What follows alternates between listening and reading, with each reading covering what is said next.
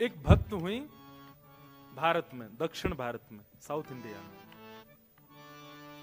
तो एक बार बहुत सारे संतों की टोली जा रही थी, हरि नाम संकीर्तन करते हुए जा रहे थे। तभी एक नगर पड़ा और उस नगर में उन्होंने सोचा कोई ऐसा स्थान मिले जहां रात में हम लोग रुक करके अपना भोजन पानी बना लें, अपने ठाकुर जी की सेवा कर लें। तभी उनको एक बहुत सुंदर घर दिखाई दिया और उस घर के बाहर बगीचे में बहुत सुंदर सुंदर पुष्प आदि सब लगे थे। तो प्राचीन भारत में अगर संत महात्मा ऐसे चलते फिरते गांव में कहीं रुक जाएं किसी के घर के बाहर, तो कोई रोकता नहीं था, बल्कि घर वाले सेवा और करते थे कि संत आए भैया। तो एक घर के बाहर सब संतों ने अपना धूना जमा लिया, वहीं बैठ करके टिक्कर बनाने लगे, अपने ठाकुर की सेवा करने लगे। तो घर जिसका था उस महिला ने ऊपर से झांक करके देखा,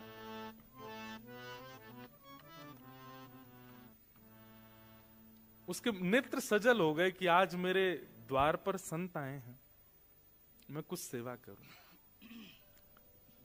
निकल करके बाहर आई, संतों को प्रणाम करने लगी। महाराज जी आपको कोई जरूरत हो, कोई पात्र चाहिए हो, कुछ भी सामग्री मुझे आज्ञा करें। तो संतों ने कहा कि भाई देखो ऐसे तो सेवा करते हैं, चलो तुम एक काम करो, सबके लिए कुछ पात्र ले आओ, कुछ दोने ले आओ, कुछ ऐसे। तो उसके घर से जो जो सेवा हो सकती थी वो लेकर के आने लगी, सबको देने लगी। नमक कम पड़ गया तो नमक मंगा लिया। संत बना अपने आप ही रहे थे, बस वो सेवा कर रही थी। रात भर संतों का सत्संग चला, बैठ करके सुनती रही। सुबह सब संत बोले अब हम जाएंगे, अब हमारा समय आगे बढ़ना है। तो दौड़ करके गई और दौड़ करके जाके उसने सुंदर एक दक्षिणा देते हैं ना महापुरुषों को, सुंदर बहुत अद्भुत कुछ दक्षिणा और कुछ सामग्रियां लाई और ला करके संतों के सन्मुख पधरा दिया।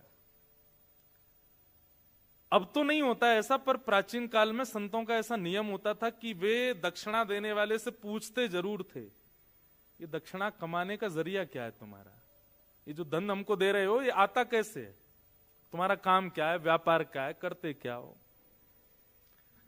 अब तो दक्षिणा देखते ही धल लेते हैं तुम चाहे जो भी हो।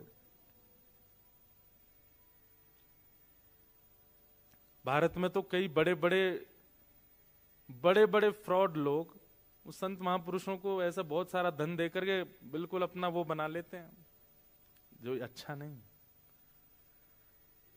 तो संत ने पूछा कि बिटिया इतनी सामग्री तुम सोना चांदी और जाने क्या क्या ये परात में लेकर के आई हो, ठीक है हम स्वीकार करेंगे, पर हमारा नियम है, गुरु आज्ञा है, इन सब को प्राप्त करने का स्रोत क्या है, कहां से आता है। उसके हाथ कांपने लगे, मुख मुरझा गया। बोली महाराज मैं झूठ नहीं बोलूंगी, पर मैं एक नगर वैश्या हूं, मैं नगर वधू हूं, लोगों का नृत्य करके रंजन करती हूं, गायन करके रंजन करती हूं, उसके बाद जो मुझे वो लोग देते हैं उससे मेरा घर चलता है। उसके नेत्र सजल हो गए। सामने बैठे हुए संत भी आश्चर्य में पड़ गए, अब क्या करें। मन में बहुत दुखी हो गई कि मैंने जीवन में कभी किसी महापुरुष संत की सेवा नहीं करी, पर आज मेरा दुर्भाग्य है कि मेरे द्वार पर आप आ गए, ये मेरा सौभाग्य। मेरे घर की सामग्री आपने प्रयोग में ली, ये मेरा सौभाग्य, पर मैं अपनी वस्तु आपको अपना कर्म बता करके नहीं दे सकती, ये मेरा दुर्भाग्य।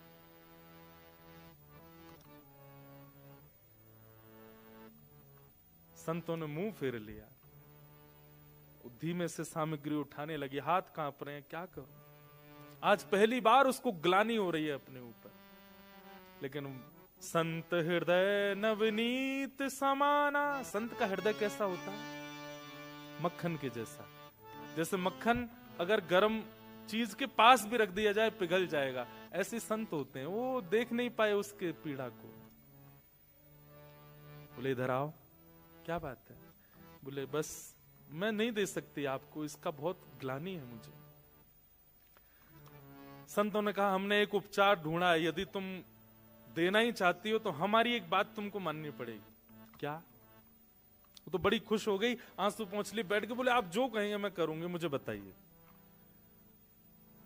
बोले पहले रुपए से लेकर के अंतिम तक तुम्हारे पास जितनी संपत्ति है, ये सब ठाकुर जी की सेवा में अर्पित कर दो। कुछ भी अपने पास मत रखो।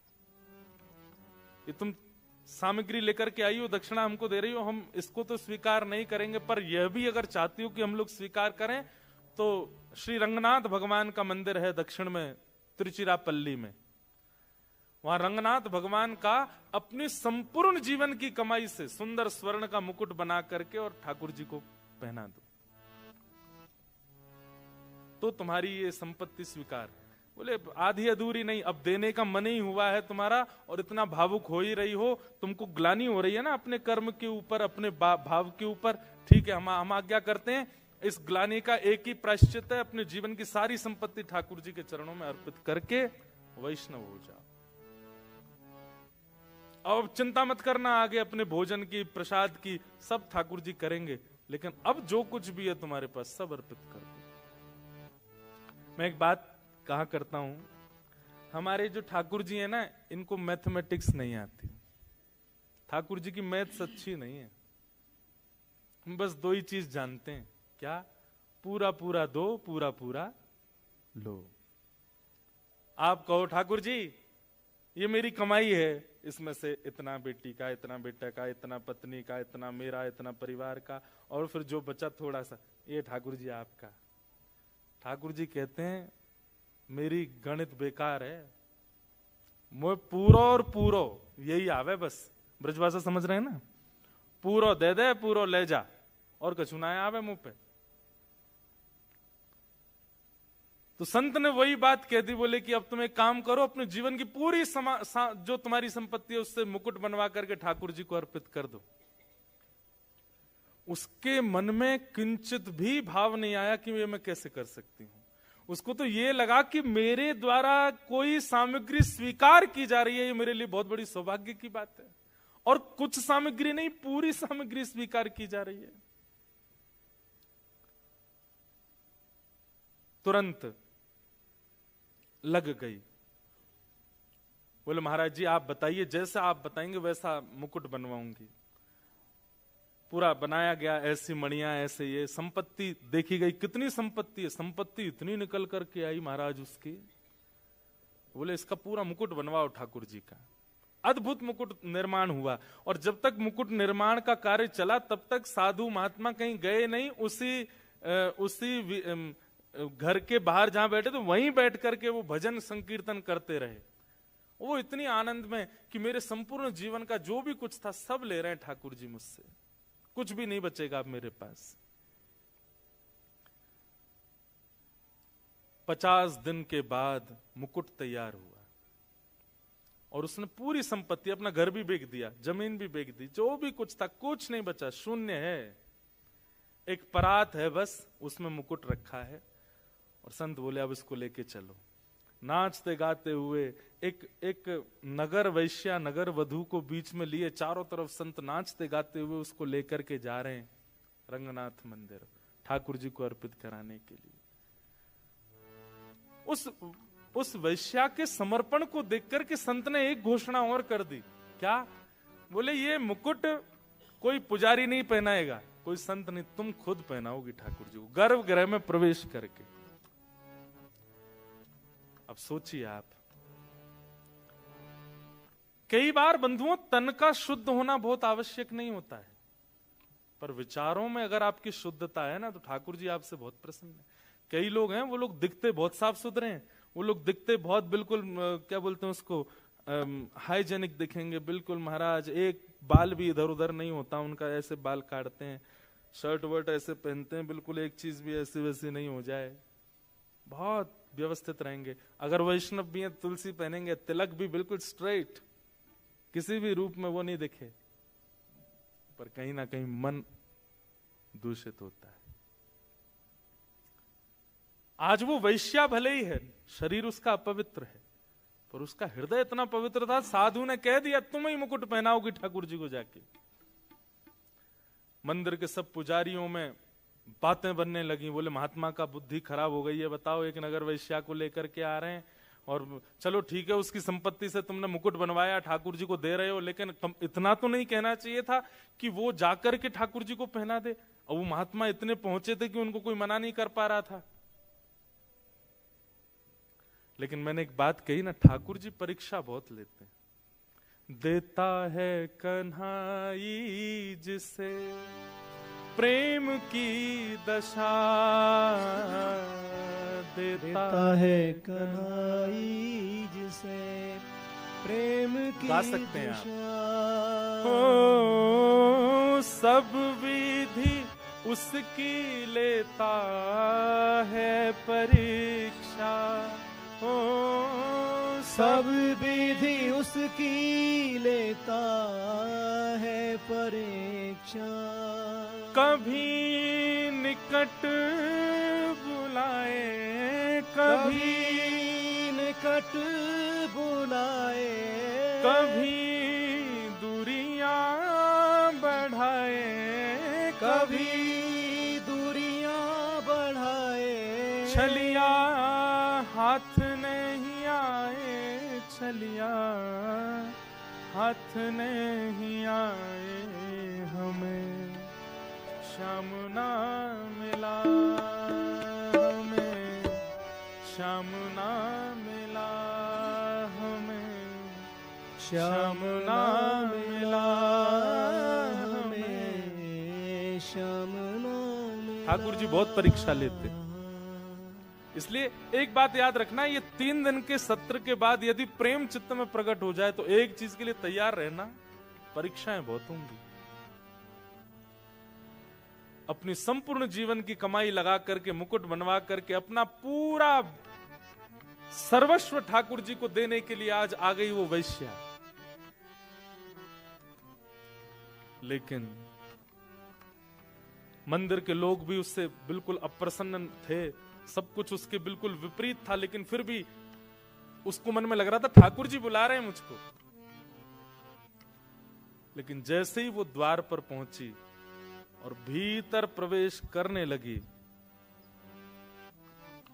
उसी समय रजस्वला हो गई, मासिक धर्म हो गया। और उसी समय वो घबरा गई, तुरंत थाल नीचे रख दिया मुकुट का, पीछे खड़ी हो गई। महात्मा बोले क्या हुआ? अब बस रो रही है, कुछ कह नहीं पा रही। महात्मा बोले हुआ क्या, तुम पीछे क्यों हट गई हो? अब मैं अपवित्र स्थिति में हूं, मैं नहीं जा सकती भीतर।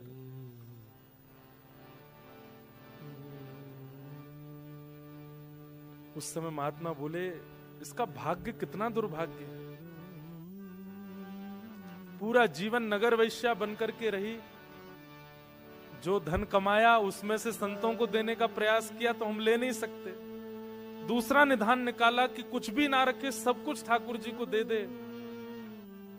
सब प्रकार का प्रयास कर लिया, इसको ले जाकर के भीतर मंदिर में मुकुट पहनाने तक का अधिकार मिल गया था। लेकिन ये कैसा दुर्भाग्य है। निश्चित ही अपने पूर्व काल में, पूर्व जन्म में पता नहीं क्या ऐसा अपराध बन गया इससे, ठाकुर जी इसको स्वीकार नहीं कर रहे हैं। मंदिर के कुछ विपक्षी लोग खुश हो गए, बोले हम तो पहले ही मना कर रहे थे, देखो ठाकुर जी ने ही ऐसी लीला कर दी, अब ये जा नहीं सकती भीतर। आप वेद शास्त्रों के विरुद्ध जाकर के काम कर रहे थे महात्मा, देखिए ठाकुर जी की लीला। बैठी बैठी रो रही है, लेकिन उसको आत्मग्लानि नहीं है। उसको था ठीक है, जितना मिला मुझे उसमें परिपूर्णता है, मैं भीतर नहीं जा सकती। मेरे द्वारा अर्पित किया गया मुकुट में ठाकुर जी के मुख पर नहीं देख पाऊंगी पहली बार। पहली एक होता है ना, कोई वस्तु कुछ देता है तो उसको रहता है कि पहला दर्शन मैं करूं। कोई बात नहीं। महात्मा थाल उठाए, बोले बिटिया अब तेरी तरफ से मैं जा रहा हूं, जाइए आप, मुझे बस बता देना कैसा लगा, ठाकुर जी के मुखमंडल पर थोड़ी मुस्कान आई कि नहीं पहन के। भीतर गए, महात्मा के नेत्रों से अश्रुपात और वो अश्रु जल मुकुट पर गिर रहा था। और बार बार कह रहे थे ठाकुर जी आपकी भक्त वत्सलता कहां गई आज? परीक्षाएं आप लेते हैं, आपका स्वभाव है, पर इतनी क्यों लेते?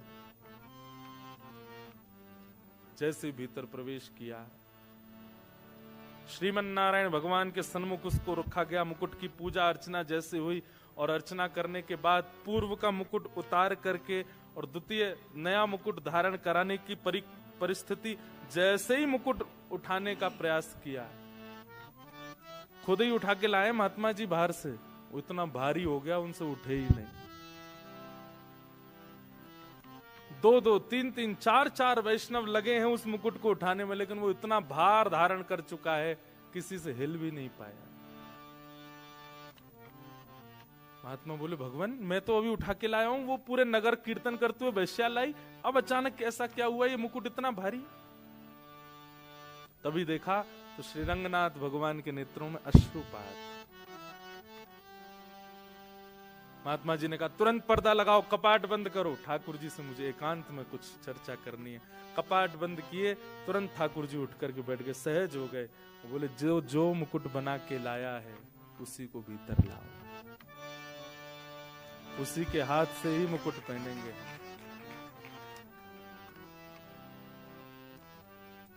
बंधुओं, एक वैश्या, उसके जीवन भर की कमाई, और वो भी रजस्वला अवस्था,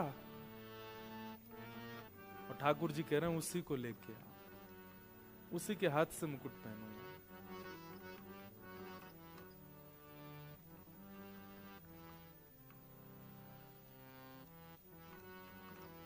ठाकुर जी बहुत प्रेम करते हैं, बस कोई देने वाला हो वो प्रेम। महात्मा दौड़े दौड़े बाहर गए, और बाहर जाकर के देखा तो एक खंबे से सिर लगाए बैठी है, बस रो रही थी। महात्मा जाके बोले, जल्दी उठ। बोले, आप दूर रहिएगा, मेरी छाया भी ना पड़े आप पर। प्राचीन भारत में तो बहुत नियम होते थे। महात्मा बोले, मैं छाया से बचूं, और उस जगत नियंता जगदाधार साक्षात तेरी प्रतीक्षा कर रहे हैं भीतर। हाथ पकड़ लिया उसका, वो रोने लगी, महाराज मुझे स्पर्श मत कीजिए। लेकर के भीतर गए और जाकर के कहा, मुकुट पहनाओ ठाकुर जी को। जो मुकुट कितनों से नहीं उठा, लोग बाग वहां चिल्लाने लगे, कई लोग गालियां दे रहे थे, कई लोग उल्टा सीधा बोल रहे थे, आज अनर्थ हो रहा है, आज पृथ्वी फट जाएगी, आज बहुत बुरा हो रहा है, ये गलत है। लेकिन जिस मुकुट को कोई नहीं उठा पाया, जैसे ही उसने उठाया, उठ गया, और ठाकुर जी ने अपने आप ही, ठाकुर जी की जो प्रतिमा थी उसका मुख नीचे हो गया, और मुकुट ठाकुर जी ने धारण किया। और वो वैश्या, उसकी स्थिति तो कितने दिन के लिए मूर्छा में चली गई, वो मूर्छित हो गई। और जब उसकी मूर्छा टूटी, परम वैष्णव, और कुछ दिन भगवत स्मरण करने के बाद कहां भगवत धाम प्राप्ति हो गई। क्या उसका था? यह है ठाकुर जी का प्रेम, प्रेम लक्षणा भक्ति। बस प्रेम लक्षणा भक्ति का एक नियम आपको ध्यान रखना है, पूर्ण। आधा अधूरा, 1%, 10%, 50%, 60% नहीं चलता, 100 पूरा, तो ही वो प्रेम भक्ति मानी जाती है, नहीं तो नहीं।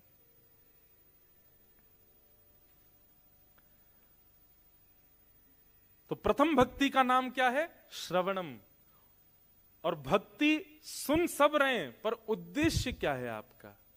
उससे आपकी श्रवण भक्ति फॉर्म रूप धारण करेगी।